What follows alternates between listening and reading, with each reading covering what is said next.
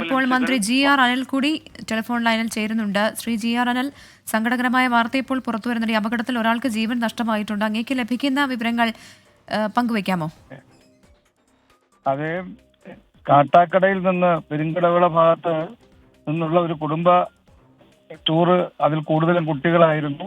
ഇരിഞ്ചയം പാൽ സൊസൈറ്റിയുടെ മുന്നിൽ വെച്ചാണ് അപകടം നടന്നതായിട്ട് അറിയാൻ കഴിഞ്ഞത്.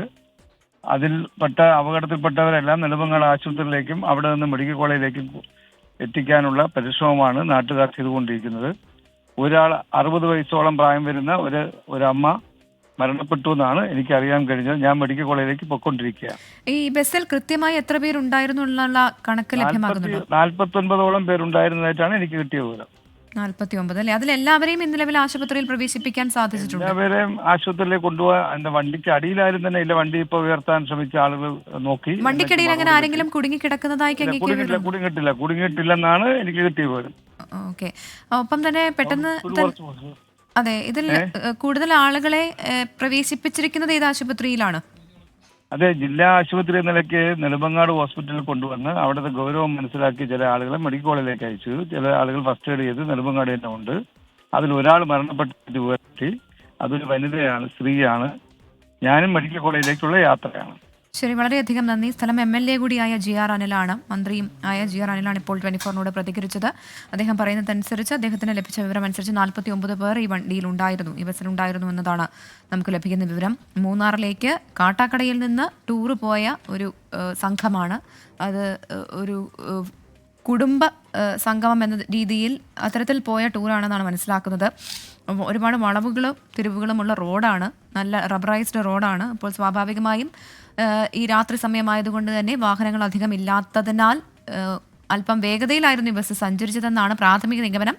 ഇത് സംബന്ധിച്ച് കൂടുതൽ വിശദാംശങ്ങൾ ലഭ്യമാകുന്നതേ ഉള്ളൂ. ഈ ബസ്സിലുണ്ടായിരുന്ന എല്ലാവരെയും നിലവിൽ ആശുപത്രിയിലേക്ക് മാറ്റാൻ സാധിച്ചിട്ടുണ്ട്. നാട്ടുകാരുടെ ഇടപെടൽ പ്രശംസനീയമാണ്.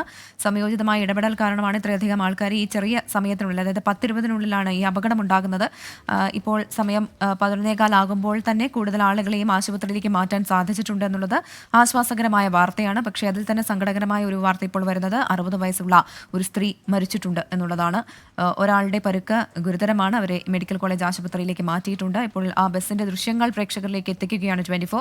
ഒരു സൈഡിലേക്ക് മറിഞ്ഞ രീതിയിലാണ് ആ ബസ് കിടക്കുന്നത്. അതുകൊണ്ട് തന്നെ ഈ ബസ് ഉയർത്തിയതിനു ശേഷമായി കൂടുതൽ കാര്യങ്ങൾ പറയാൻ സാധിക്കുകയുള്ളൂ. നിലവിൽ ബസ്സിനടിയിൽ ആരും പെട്ടതായിട്ടുള്ള അറിവില്ല. അത് ബസ് ഉയർത്താനുള്ള ശ്രമം അവിടെ തുടരുന്നുണ്ട്. വലിയൊരു ജനക്കൂട്ടത്തെ തന്നെ അവിടെ കാണാം. ഒപ്പം തന്നെ പോലീസും ഫയർഫോഴ്സും സ്ഥലത്തെത്തിയിട്ടുണ്ട്, ആംബുലൻസുകൾ എത്തിയിട്ടുണ്ട്. അങ്ങനെ ആളുകളെ എല്ലാം ഇവിടെ നിന്ന് മാറ്റാനുള്ള എല്ലാ ക്രമീകരണങ്ങളും ഒരുക്കിയിട്ടുണ്ടെന്നാണ് മനസ്സിലാക്കുന്നത്. ഷഫീദ് റാവുത്തർ ഒരിക്കൽ കൂടി ചേരുകയാണ്. ഷഫീദ്, ഈ വണ്ടിയിലുണ്ടായിരുന്ന എല്ലാവരെയും ആശുപത്രിയിലേക്ക് മാറ്റാൻ സാധിച്ചിട്ടുണ്ടെന്ന് പറയുന്നു. അപ്പോൾ ഇത്രയധികം പേരുണ്ട്, ഇവർക്കുള്ള ഈ ചികിത്സാ സൗകര്യങ്ങൾ അത് ഏത് തരത്തിലാണ് നിലവിൽ ഏർപ്പെടുത്തിയിരിക്കുന്നത്? 3 ആശുപത്രിയിലേക്ക് നിലവിൽ ഈ പരിക്കേറ്റവരെ മാറ്റി എന്നുള്ളതാണ് നമുക്ക് ലഭിക്കുന്ന വിവരം. ഒന്നാമത്തേത്, ഈ സംഭവം നടന്ന വെമ്പായത്തിനും തേക്കയ്ക്കും തൊട്ട് മധ്യയുള്ള ആശുപത്രിയായിട്ടുള്ള കന്യാകുളങ്ങര പ്രാഥമിക ആശുപത്രിയിലേക്കാണ്. രണ്ടാമത് നെടുമങ്ങാട് ജില്ലാ ആശുപത്രിയിലേക്കും മാറ്റിയിട്ടുണ്ട്. കൂട്ടത്തിൽ കൂടുതൽ ഗുരുതരമായി പരിക്കേറ്റ ആളുകളെ മെഡിക്കൽ കോളേജിലേക്ക് മാറ്റി എന്നുള്ളതാണ് നമുക്ക് ലഭിക്കുന്ന വിവരം. കാട്ടാക്കടയിൽ നിന്ന് ഈ സംഘം യാത്ര പുറപ്പെട്ട സ്ഥലത്തെ ജനപ്രതിനിധികളടക്കം ഇതിനോടകം തന്നെ മന്ത്രി തുടരുക. ഇപ്പോൾ AV ജയശങ്കർ സംഭവ സ്ഥലത്തെത്തിയിട്ടുണ്ട്. ജയശങ്കർ, ഇപ്പോൾ കാണാൻ കഴിയുന്ന കാഴ്ച എങ്ങനെയാണ്? ഒരുപാട് ആളുകൾ അവിടെ കൂടി നിൽക്കുന്നത് കാണാം. ഈ ബസ് ഉയർത്തുന്ന നടപടിയാണോ ഇപ്പോൾ നടക്കുന്നത്? വിവരങ്ങൾ എങ്ങനെയാണ്? അതായത് ഇരിഞ്ചിയത്ത് ഒരു വീടിന് മുന്നിലാണ് ഇത്തരത്തിൽ ബസ് മറിഞ്ഞിരിക്കുന്നത്. നമുക്ക് ദൃശ്യങ്ങളിലെല്ലാം തന്നെ കാണാം. ഈ ബസ് ഉയർത്താനുള്ള നടപടികളാണ് നിലവിൽ പുരോഗമിച്ചുകൊണ്ടിരിക്കുന്നത്. ഇവിടെ ക്രെയിൻ ഉൾപ്പെടെ കൊണ്ടുവന്നുകൊണ്ടാണ് ഈ ബസ് ഉയർത്താനുള്ള നടപടികൾ നടക്കുന്നത്. എന്തായാലും റഹീം MP ഉൾപ്പെടെയുള്ള ആളുകൾ ഈ സ്ഥലത്തുണ്ട്.